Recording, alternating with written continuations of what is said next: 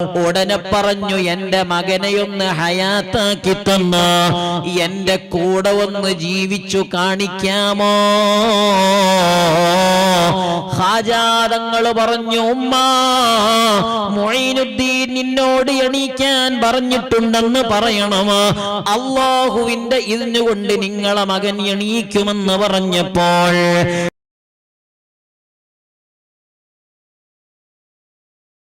വലിയ കറാമത്തു നൽകി ഖാജാ തങ്ങൾ അല്ലാഹു ആദരിക്കുകയാണ്.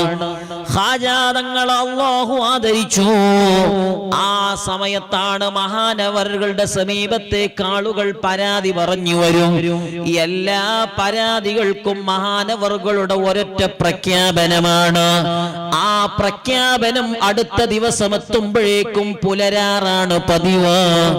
അങ്ങനെയാണ് വയസ്സായ ഉമ്മാമ വന്നു പറഞ്ഞു, മുഈനുദ്ദീൻ തങ്ങളെ,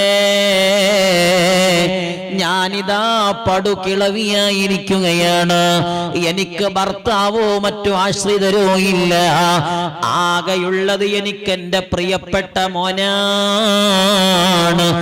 ആ മകനും കൂടെ മരിച്ചു തങ്ങളെ.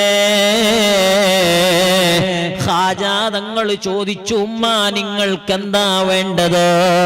ഉടനെ പറഞ്ഞു, എന്റെ മകനെയൊന്ന് ഹയാത്താക്കി തന്ന് എന്റെ കൂടെ ഒന്ന് ജീവിച്ചു കാണിക്കാമോ? ഖാജാ തങ്ങൾ പറഞ്ഞു, ഉമ്മ മുഈനുദ്ദീൻ നിന്നോട് എണീക്കാൻ പറഞ്ഞിട്ടുണ്ടെന്ന് പറയണം. അല്ലാഹുവിന്റെ ഇദ്നുകൊണ്ട് നിങ്ങളെ മകൻ എണീക്കുമെന്ന് പറഞ്ഞപ്പോൾ ഈ ഉമ്മ ഖാജാ തങ്ങളെ പ്രഖ്യാപനം കേട്ട്, അതല്ലേ അല്ലാഹുവിന്റെ ഹബീബ് പറഞ്ഞത്, ലൗ അഖ്സമ അലല്ലാഹി ലഅബറ. അല്ലാഹുവിന് ചില ഔലിയാക്കളുണ്ട്. ആ ഔലിയാക്കളുടെ ഡ്യൂട്ടി എന്താണ്? അവർ അല്ലാഹുവിനെ വിളിച്ചെന്തെങ്കിലും പറഞ്ഞാൽ അല്ലാഹു അവരെ കാര്യങ്ങളെല്ലാം ഏറ്റെടുത്ത് അല്ലാഹു അവര് പറയുന്നത് പുലർത്തിക്കൊടുക്കുന്നതാണ്. ഇതല്ലേ മഹാനരായ ശൈഖുനാ മടവൂര് പാപ്പ നമുക്ക് കാണിച്ചു തന്നത്. അതല്ലേ അവിടുത്തെ പ്രഖ്യാപനത്തിലൂടെ എത്രയെത്ര സംഭവങ്ങളാണ്